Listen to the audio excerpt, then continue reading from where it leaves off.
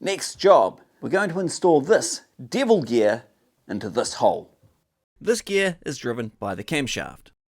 The slot on top drives the distributor, and the oil pump drive shaft goes up the bottom.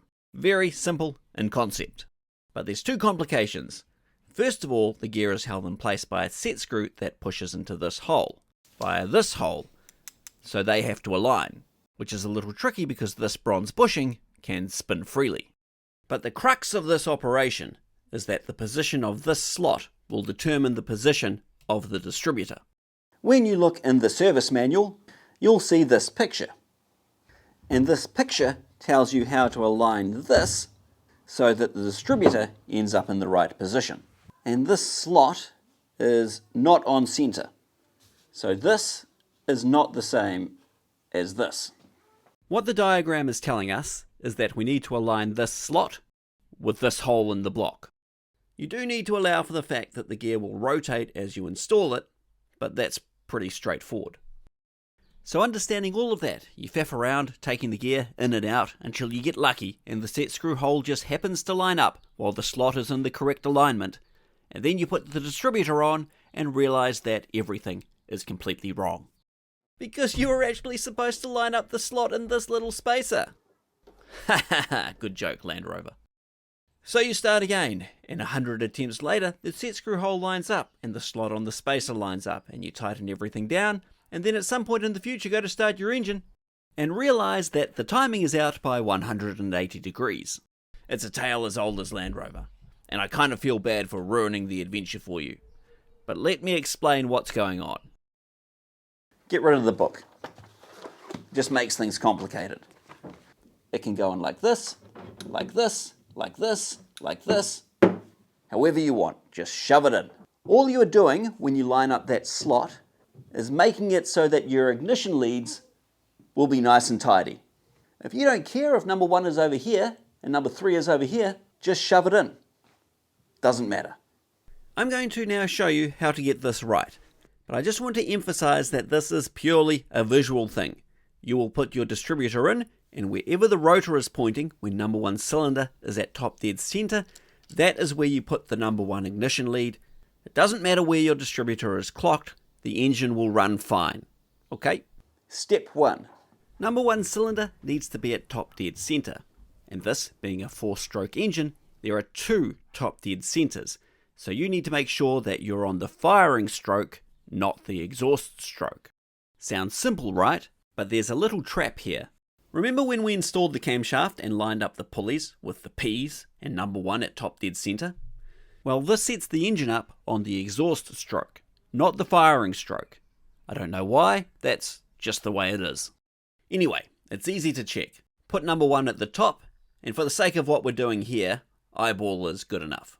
So this side here is our inlet, this is our exhaust, and if you peer up into this hole here, you'll be able to see the camshaft. What you're looking for is for both the exhaust and inlet lobes to be pointing downwards, which means the valves are completely closed, ready for the spark. If the cam lobes are pointing upwards, that's the exhaust stroke. Both valves are actually slightly open at the top of the exhaust stroke, which is your valve overlap. And if your motor's assembled, the easiest way to check what stroke you're on, well, first of all, make sure you're at top dead center, then jiggle the rockers above number 1. If they're loose, which is valve clearance, then that is the firing stroke, so you're good to go. You can double check by jiggling the rockers above number 4. They should be tight, because 1 and 4 are always on the opposite stroke. We're now top dead center on the firing stroke, and we're ready to put our gear in. Now, rather than drag you through the whole process of trying to work out the alignment of these 2 items, I'm just going to tell you the answer.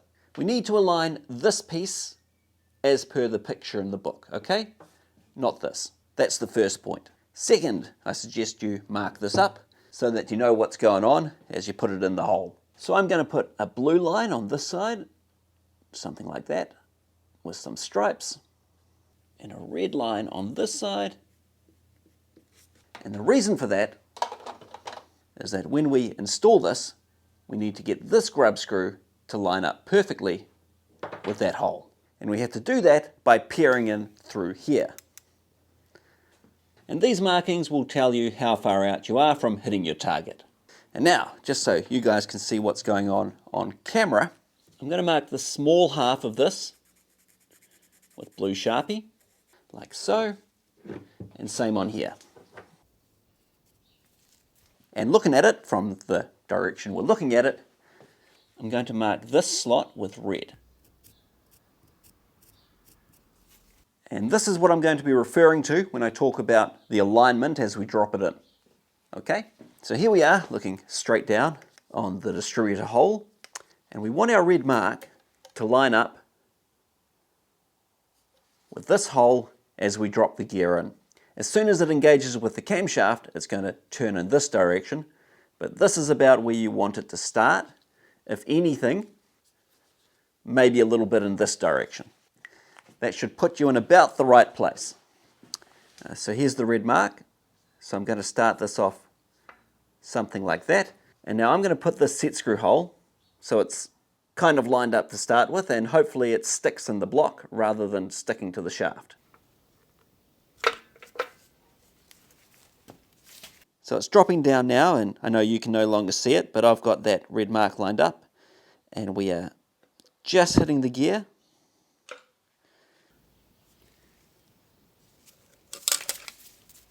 And that's what it looks like now that it's dropped down. You can see that we've turned from about here around to here. Now, you might be thinking, cool, you can just drop this in now and see where it lines up. Unfortunately not, because this set screw holds it in the up and down position, and obviously it rotates as you move it up and down.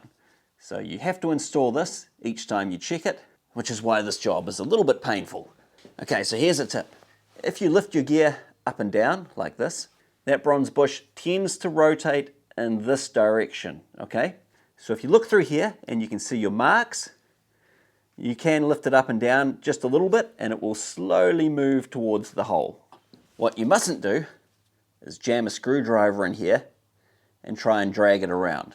However, if you can see part of the hole, you can gently get in there and just tweak it the rest of the way.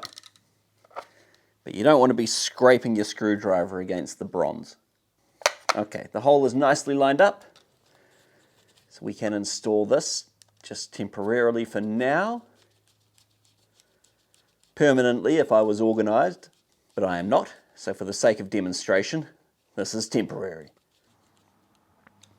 And you don't want to over tighten that, because this screw is designed so that it sits in and clamps the bronze bushing without touching the shaft behind it. So you don't want to over tighten it and waller out the hole in the bronze bushing. Anyway, let's look at our alignment. Yeah, looking at that, I think we've missed by one tooth, but we may as well check since we're here. I would say that slot is probably aiming for about here somewhere. And according to the book, we should be more up here. However, if we go one more tooth in this direction, I think we'll overshoot. In fact, I'm just going to quickly lift this distributor up and see where we're sitting on this motor, because I like the way this one is aligned. Okay, so on this one, I'm actually more overshot above the hole. And I like the way this one is set up, so we'll do the same. Okay, so I'm going to pull it out again and move it one tooth this way. And earlier when I said you want to err on this direction, probably cancel that and err on this side of the hole. You know, this is pretty imprecise because it's hard to get it to slot into one tooth or the other because you're hitting a gear at 45 degrees. But if you aim for about here, that's going to put you pretty close. So again, my red mark lining up through here, and this time I just want to err on the side of this direction rather than this direction, but still pretty much in line with the hole.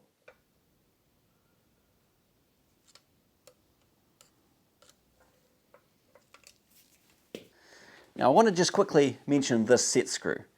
So as it came from Land Rover, there is a small locking strip built into the threads. I don't know what it is, maybe a piece of rubber or plastic. In any case, it's 50 years old and doing nothing. So you want to put something on the screw, or of course replace it. Now, if you are a savage beast, you could use normal Loctite, but this being a flathead set screw, I do have a little more empathy for the next guy than that. So what I'm using is low strength Loctite, the purple stuff. Oopsie. Thread sealant or maybe even a dab of Hylamar would be a good choice too.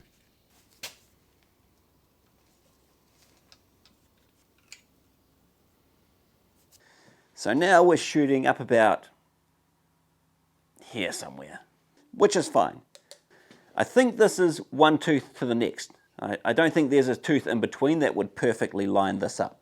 So, you know, close enough. Oh, and we can't leave this in here. It'll fall on the floor when we turn the engine over. This goes in with the distributor. And there we go. That wasn't too bad, was it? And if you're not putting the oil filter on straight away, I suggest taping over the oil gallery holes. Now, the distributor drive gear also drives the oil pump, and that's what we'll be looking at now. This is the Land Rover oil pump, and it is a very good, robust oil pump. You really shouldn't have to do anything to it, but since the whole motor's apart anyway, we may as well take the cover off to check it. There are only two functional parts. We've got the gears in here, and a pressure relief valve in here. In order to access this, you need to remove this. There are two gears, an aluminium gear and a steel gear. And before you pull these out, you should mark them so that when you put them back in, the same teeth line up with the same teeth. So just use a center punch or a scriber or something. Now in my case, when I pulled the cover off, this gear fell out. So you can see this gear comes out fairly easily. Now in my case, the aluminium gear doesn't want to come out and I don't need to remove it, so it can stay in there. But this one would just pull out as well.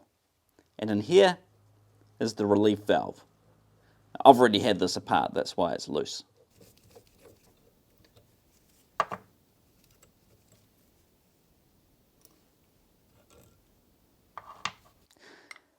There is a ball and a sleeve. Here they come. So I'm going to clean all of this up with some brake clean, and then we'll come back and we'll do a couple of checks. So here we are looking down into the pump. This is the input side. Oil comes in through this big gaping hole. This is the output side. Oil shoots up here towards the oil pump and the distributor. This is the pressure relief valve, and that is drilled right through to the back. And if you look down in there, you might be able to see there's a hole in the bottom. So the output is connected to the pressure valve. And same on the input side. There's a hole down the bottom, so this is all interconnected at the base. And this ball sits down in here, acting as a plug between the two sides. Now when pressure gets high enough, the ball is forced back, and that lets oil short circuit from the output back to the input. And you can see from the wear on this plunger, this pump spends a lot of its time producing excess pressure. Now, to rebuild one of these pumps, all you really need is this copper washer that comes in the gasket kit, one of these O-rings that also come in the gasket kit, and a locking washer that does not come in the gasket kit, so you need to order this separately. These gears are sort of available. These ones here do have a little bit of wear on them, but nothing major has gone through the pump, so these are probably good for another 1,000,000 miles. The spring is available. I think a new spring is less than $10, but you probably don't need one. The ball is almost certainly fine. This plunger sleeve thing is almost certainly worn, although you probably don't need to replace this, but we will be. I'll talk about that in a minute. So, on our steel gear, we should have a 2 to 5 thou gap. We've got 2 obviously. We do not have 5. Perfect. And on the aluminium gear, 3 to 6. So here's 6. No. Well, I can get a 6 under there, but it's lifting this up a little bit. So that is fine. And obviously, if there was excessive wear on the underside of the cover, that would also be a problem, but it's not. So next, the spring. And we are looking for a length of 67.8 millimeters. Whoa, 67.8. Now you might think, hang on, that's right at the minimum. But here is a brand new spring, and it's the same. So that's the brand new length. These are only a few dollars, so if you wanted to replace one, they are readily available through Britpart, etc. But we don't need to. This spring is as new. So let's start by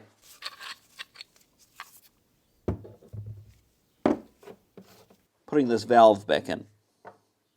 Alright, so this is arranged like so. We've got the plug, the spring, this thing which I think is called the plunger or a sleeve, and the ball on top.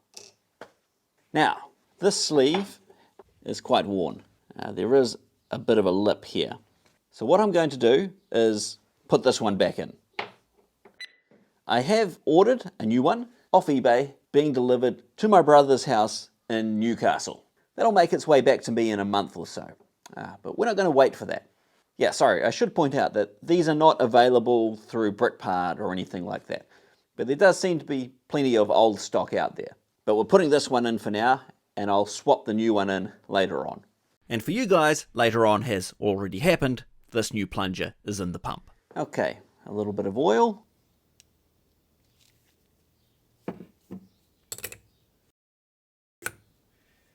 And then the spring itself.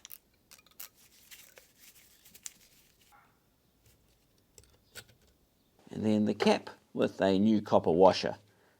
Now, this washer does come in the gasket kit. It's a little different from most of them though. Let me show you. Your gasket kit is going to have a whole bunch of these thread-on style washers. And also some like this, which are sort of folded over. Now, I believe the one from the oil pump, you can see it is folded. In profile, it's kind of like a teardrop shape. And I believe that is the washer you want for the oil pump. Could be wrong, and it probably doesn't matter, but I think this is the style that came out. Now, this thread here, I would put Loctite on this, just because if this comes out, that would be catastrophic.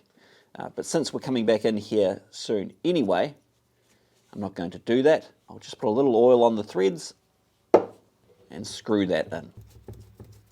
I have plenty of copper washers, so it's not a problem to waste one of those. And now our gears go back in. This gear has a spline inside it. It goes in so that the plain section is facing upwards, as per the book. And we're going to put this sticky lube stuff in the gear.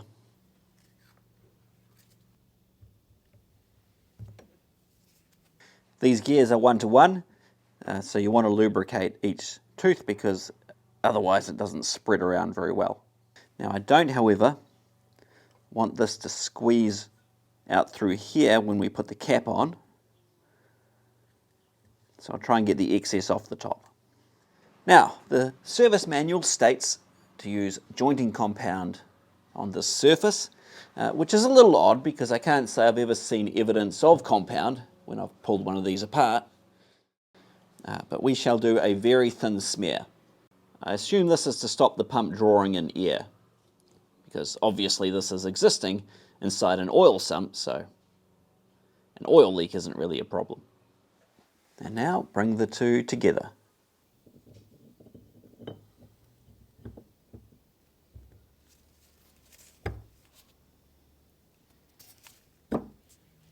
And I'm going to put a dab of Loctite on each of these 4 screws.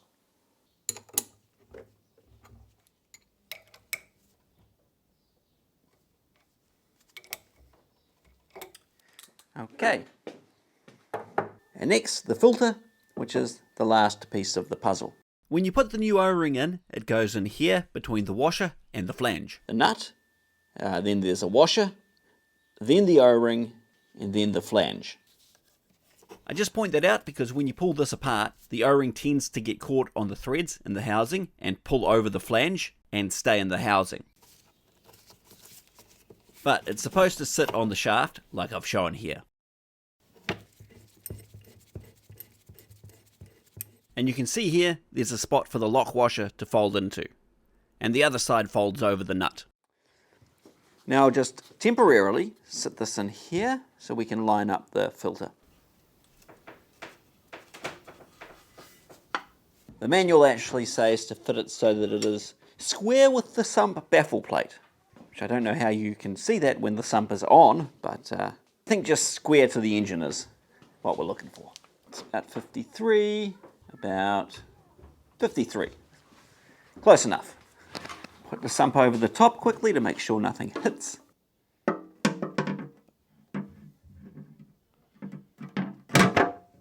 But I don't think this is an engine with a tight clearance or anything like that. Now, even though I do intend to come back in here and take this off to change that plunger,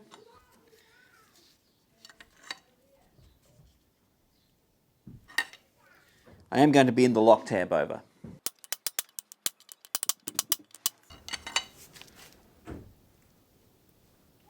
Oh, I just chundered the edge of that nut. And then the other side back over the nut.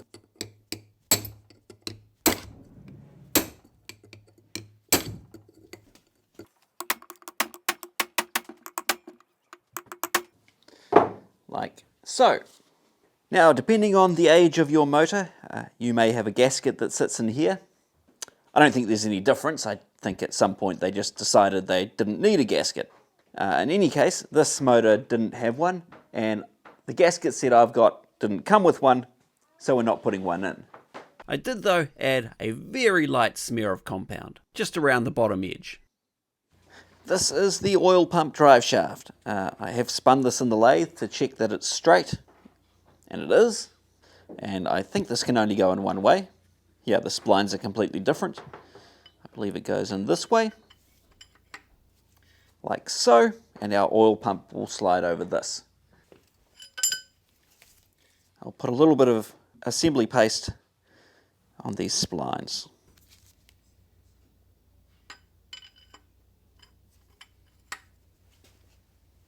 And now, down we go.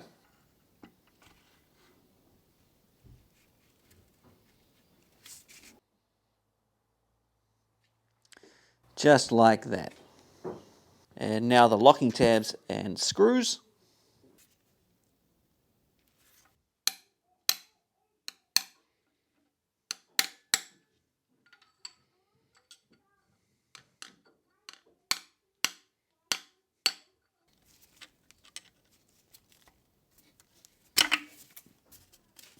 Now remember, these lock tabs are a little tricky because there's no way to really get under them well. I should have pre-bent this half, but I didn't think about it. I might have to take this one out and get it started in the vise. Yeah, that's what I'll do.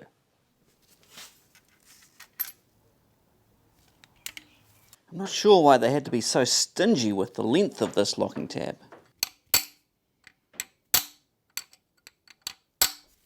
Anyway, I got it eventually. I'm not sure why these lock tabs are like this. The original Land Rover ones that I took off are the same, very stumpy on one side. I made sure to run over the area with a magnet afterwards to pick up any shrapnel. All right. Now, even though the service manual does not call for any compound, I would suggest that if you are ever going to put compound on a gasket, the sump is the place to do it. And even if you absolutely insist on putting this gasket in completely dry, I would still suggest you put some compound over these cracks. Same at the back here. Just put a little smear of something around here. Although I admit that doing this is a little annoying. And yeah, I could do the whole squeeze a bead thing with the pointy nozzle, but I don't want to put that much on. And same on the sump side, obviously. And this is quite a rough surface too. Okay, that is good. Now when you put this on, you will notice that this stud is off center, so the gasket can only go on one way.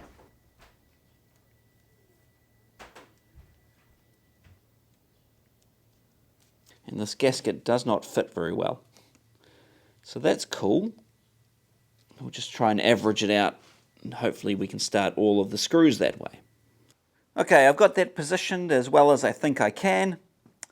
I did have to trim one of the holes back here because there was no way I could stretch the gasket without tearing it. Goodbye bottom end. See you in 200,000 Ks. And we've got sticky stuff all over this, so we have to put it down straight. It's pretty good.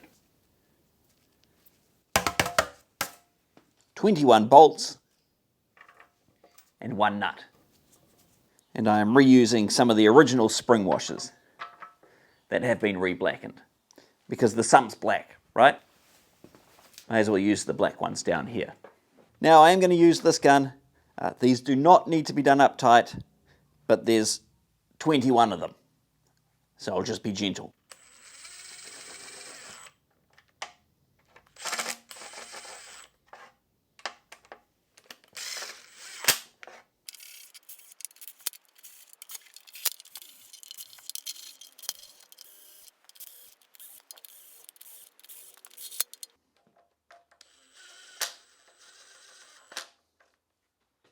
Now there is a torque setting for these. We're not going to worry about that right now. Just going to give them a little squeeze.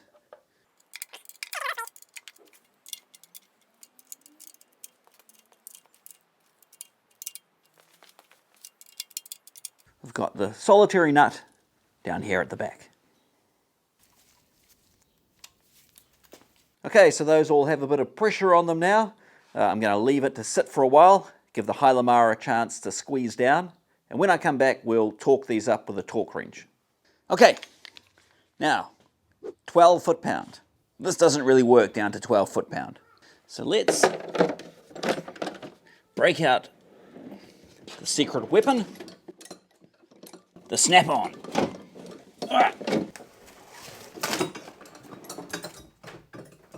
Yep, snap-on, just like all the other rich guys. It's a little old. This torque wrench is also far too big for the job, but at least it has the analog dial so I can see what's going on. I'm just doing them all up to about 10 on this dial.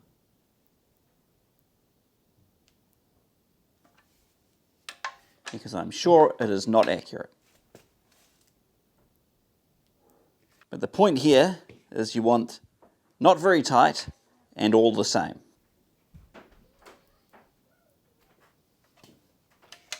Obviously many people have done this without a torque wrench before. Okay, that is done. We are done down here. Let's flip this motor back up the right way, probably for the last time. And yes, that guy is right. We are done down here. That's the bottom end complete. Next, we'll look at the tappet slides and the rocker shaft. See you soon.